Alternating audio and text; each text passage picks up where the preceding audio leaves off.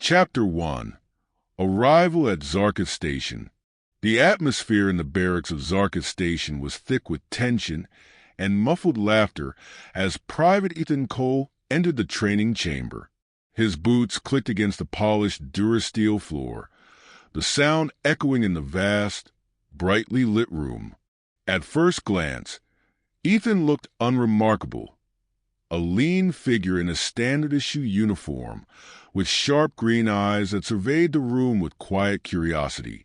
He was the only human recruit in a room full of alien soldiers, towering figures with colorful skin, scales, or fur, representing various species from the Galactic Concordium. The recruits had been gathered to train for a special assignment: integration into the elite intergalactic Vanguard Corps. It was the first time humans had been invited to participate, a diplomatic gesture following Earth's induction into the Concordium. Ethan's presence was symbolic of humanity's potential, but the other recruits viewed him with open skepticism. The alien soldiers were an intimidating lot. At the center stood Sergeant Gorlak, a hulking Vraxian with arms as thick as Ethan's torso and a voice like rolling thunder. His 6 eyes gleamed with amusement as he regarded the new arrival. Well, well, Gorlak rumbled, his mandibles clicking in a mock grin. The Terran has arrived. I thought your species was still busy figuring out how to make fire. The other recruits erupted into laughter, their various vocal tones creating a cacophony that reverberated in the chamber. Ethan, unfazed, gave a polite nod. "Good morning, Sergeant," he said, his voice calm and steady.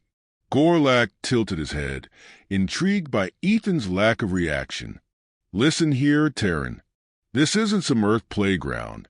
We're the best soldiers in the galaxy, and we don't have time to babysit weaklings." Ethan met the sergeant's gaze without flinching. "I'm here to train, sir. Same as everyone else." A low growl came from a Thrillian named Jaxer, a reptilian recruit with emerald scales and piercing yellow eyes. He stepped forward, towering over Ethan. "You? Train with us? You'd better hope the targets in our simulations don't shoot back. Your squishy human body won't last a second." Ethan's lips curled into a faint smile. "Guess we'll find out." The sergeant barked a laugh. "All right, Terran. Let's see if you can keep up. Move to the equipment station. Time for the strength evaluation." The recruits followed, some whispering snide remarks in their native tongues. Ethan ignored them, his focus on the task ahead. The equipment station featured an array of weights and resistance machines designed to test physical endurance and strength. At the center was a colossal weapon, the Karnak Devastator. This beast of a gun was a standard-issue heavy cannon for the Vanguard, weighing over 500 kilos. It was meant to be mounted on vehicles or wielded by species with augmented strength. Sergeant Gorlak pointed to the weapon with a wicked grin.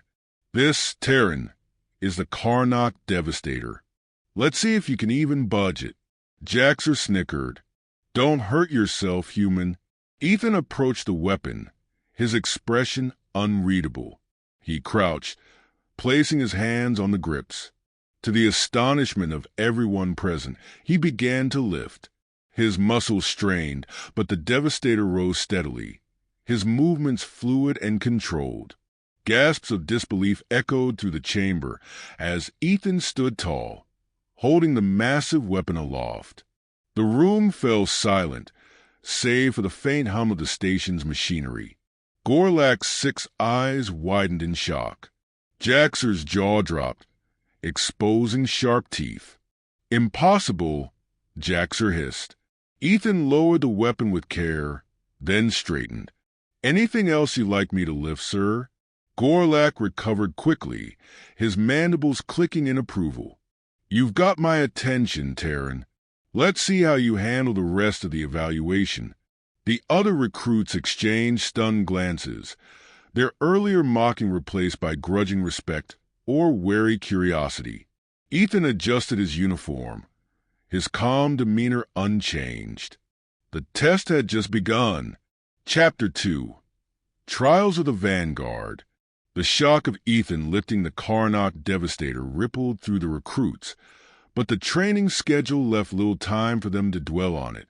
Sergeant Gorlak, recovering from his initial surprise, wasted no time in pushing the recruits through the grueling physical trials of the day. Zarkis Station's training ground was a sprawling arena filled with holographic simulation zones, obstacle courses, and combat pits designed to test every conceivable skill an elite soldier might need. "All right, recruits," Gorlak bellowed, his voice cutting through the murmurs of disbelief. "Strength isn't enough. The Vanguard demands agility, strategy, and endurance. You'll be paired up for the next phase, the Endurance Gauntlet." The recruits lined up, their earlier bravado subdued, as they eyed Ethan with a mix of caution and curiosity. Jaxer, still bristling from his earlier embarrassment, stepped forward. "I'll take the human," he hissed, his yellow eyes gleaming. Gorlak's mandibles clicked in amusement. "Fine. Let's see if our Terran can keep up." The Endurance Gauntlet was a brutal trial, a combination of physical challenges and combat simulations.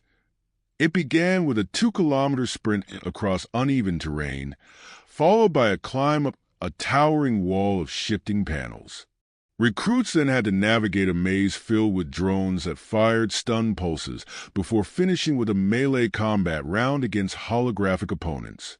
As the challenge began, Jaxer took off with the confidence of a predator, his scaled limbs propelling him forward with explosive speed. Ethan followed, his stride steady and unhurried. "Better run faster, human," Jaxer called over his shoulder. But as the uneven terrain became more treacherous, Jaxer's speed began to work against him. His powerful leaps sent him skidding on loose gravel, while Ethan's measured pace allowed him to maintain control. By the time they reached the climbing wall, Ethan had closed the gap. The wall was a nightmare. Panels shifted unpredictably, and some gave way entirely if a recruit's weight lingered too long. Jaxer's claws gave him an edge, allowing him to dig into the surface for extra grip, but his overconfidence cost him. Halfway up, a panel shifted under his weight, sending him sliding down several meters with a frustrated growl. Ethan, meanwhile, analyzed the wall with the precision of a chess player. His hands and feet found purchase with uncanny efficiency, and he moved steadily upward. As he passed Jaxer, who was scrambling to regain his footing, Ethan offered a brief, encouraging nod. "Careful now," Ethan said, his tone calm but not mocking. Jaxer glared but said nothing, his frustration mounting. By the time they reached the drone maze, Jaxer's pride was wounded, and he charged forward recklessly. The drones, programmed to detect rapid movement, zeroed in on him, bombarding him with stun pulses. Ethan moved with calculated precision, keeping his profile low and his movements deliberate. He used the maze's walls as cover, timing his sprints to avoid detection. When he emerged unscathed at the end, the other recruits watching on the sidelines murmured in surprise. The final phase, melee combat, awaited. A holographic arena materialized, and both Ethan and Jaxer were equipped with training weapons. Jaxer chose a serrated energy glaive, its edges glowing with simulated plasma. Ethan selected a simple baton. "Ready, human?" Jaxer snarled, his frustration now boiling over into aggression. Ethan nodded, holding his baton in a relaxed grip. "Whenever you are." Jaxer lunged, his glaive slicing through the air with deadly intent. But Ethan was faster. He sidestepped the attack, the baton whipping around to tap Jaxer's exposed ribs with a crackling hum. The strike wasn't powerful enough to hurt, but it was precise. The bout continued, with Jaxer growing increasingly wild in his swings. Ethan, by contrast, remained composed, his movements efficient and controlled. Each time Jaxer overextended, Ethan exploited the opening, landing clean strikes that would have been decisive in a real fight. Finally, with a swift maneuver, Ethan disarmed Jaxer, his baton pressing lightly against the Thrillian's neck. The arena holograms deactivated, signaling the end of the match. The barracks erupted in stunned silence. Jaxer stepped back, his chest heaving, his pride battered. For a moment, it seemed he might lash out again, but then he inclined his head, a gesture of reluctant respect. "Not bad for a human," he muttered. Sergeant Gorlak stepped forward, his mandibles clicking in what might have been approval. "Impressive, Terran. But don't get cocky. The Vanguard doesn't care about individual victories. Can you lead? Can you inspire? That's what we'll find out next."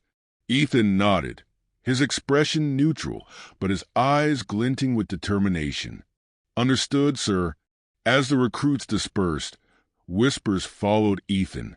The mocking tone was gone, replaced by a growing sense of intrigue and, for some, unease. The human had proven himself in strength and skill, but the trials of the Vanguard were far from over. Chapter 3: Leadership Under Fire. The next morning, the recruits gathered in the Vanguard's tactical briefing chamber. It was a vast, dome-shaped room, the walls alive with holographic projections of battle scenarios, planetary schematics, and fleet formations. Ethan stood among the alien recruits, their earlier skepticism replaced by quiet respect. Still, Jaxer avoided meeting his gaze, his jaw tight with lingering frustration. Sergeant Gorlak loomed at the center, his 6 eyes scanning the room. "You've all shown individual strengths, but the Vanguard doesn't fight alone. We operate as units, cohesive and deadly. Your next trial is the Firestorm Simulation, a live combat exercise designed to test your ability to lead and coordinate under pressure." The recruits exchanged glances. The Firestorm Simulation was infamous for its difficulty. Recruits had to face a relentless assault of holographic enemies while managing limited resources and ensuring their team's survival. "You'll be divided into squads," Gorlak continued, his mandibles clicking sharply. "And to make things interesting, our Terran recruit will lead the first team." The room erupted in murmurs. A Thrillian with crimson scales raised a clawed hand. "Sergeant, with all due respect, the human doesn't have the experience to lead." Gorlak's booming laugh silenced the dissent. "Experience comes from doing, not whining. Besides, leadership isn't about barking orders. It's about earning trust. Let's see if the Terran has what it takes." Ethan stepped forward, his calm demeanor unchanged. "Who's on my team, sir?" Gorlak gestured, and a list of names appeared on a holographic display. Ethan's squad consisted of Jaxer, the crimson-scaled Thrillian who had protested, a towering Quran named Vraka, and a diminutive Lurian engineer named Trix, whose 4 arms were in constant motion, tinkering with a gadget. "Good luck, Terran," Gorlak said with a wicked grin. "You'll need it." The Firestorm Simulation began in a ruined cityscape, its holographic streets filled with burning debris and toppled buildings. The air buzzed with the distant whine of approaching drones. Ethan's squad materialized in the center, each equipped with standard training gear and a wrist-mounted tactical interface. "All right," Ethan said, his voice steady as he surveyed the environment. "First things first, establish a defensible position. Vraka, you've got the firepower. Take point and cover the main street. Jaxer, you're fast. Scout the alleyways for flankers. Trix, I need you to set up a sensor grid so we can track enemy movement." The squad hesitated. Jaxer folded his arms. "And what are you going to do, human?" Ethan locked eyes with him, unflinching. "I'll coordinate and keep us alive. But if you've got a better plan, I'm all ears." Jaxer's jaw tightened, but he nodded reluctantly. "Fine. Let's see if you're worth following." The first wave hit hard. Drones poured in from the main street, their energy cannons lighting up the battlefield. Vraka unleashed a barrage from her heavy blaster, her massive frame holding the line. Meanwhile, Jaxer darted through the alleys, his energy glaive carving through flankers with lethal precision. "Vraka, conserve ammo." Ethan barked over the din. "Trix, status on that grid?" "Almost done," Trix squeaked, her forearms moving in a blur. Moments later, a holographic map flickered to life on their interfaces, showing enemy positions. "Jaxer, pull back to the perimeter," Ethan ordered. "We've got incoming from the east." Jaxer's voice crackled through the comms. "On my way." The second wave was worse. Enemy walkers lumbered into view, their plasma cannons tearing through cover. Ethan's mind raced. They were outgunned, and retreat wasn't an option. "Trix, can you act those walkers?" he asked. "I can try," Trix replied, already tapping furiously on her interface. "But I'll need cover." "Jaxer, Vraka, protect Trix," Ethan shouted. "I'll draw their fire." Without waiting for a response, Ethan sprinted into the open, firing his rifle at the nearest walker. The machine swiveled, its cannons locking onto him. He dove behind a crumbling wall as plasma bolts exploded around him, buying Trix precious seconds. "Hacked one," Trix called out triumphantly. The commandeered walker turned on its allies, its plasma cannons tearing through enemy lines. "Good work," Ethan shouted. "Now focus on the next one." The squad rallied, their movements growing more coordinated as Ethan called out orders. They repelled the remaining attackers with a combination of clever tactics and sheer determination. When the final enemy fell, the simulation faded, leaving the team standing in the now empty arena. Sergeant Gorlak approached, his expression unreadable. "Well done, Terran. You kept your squad alive and completed the objective. Not bad for your first command." Ethan nodded, his face calm despite the exhaustion gnawing at him. "Thank you, sir." Gorlak turned to the rest of the squad. "What do you think?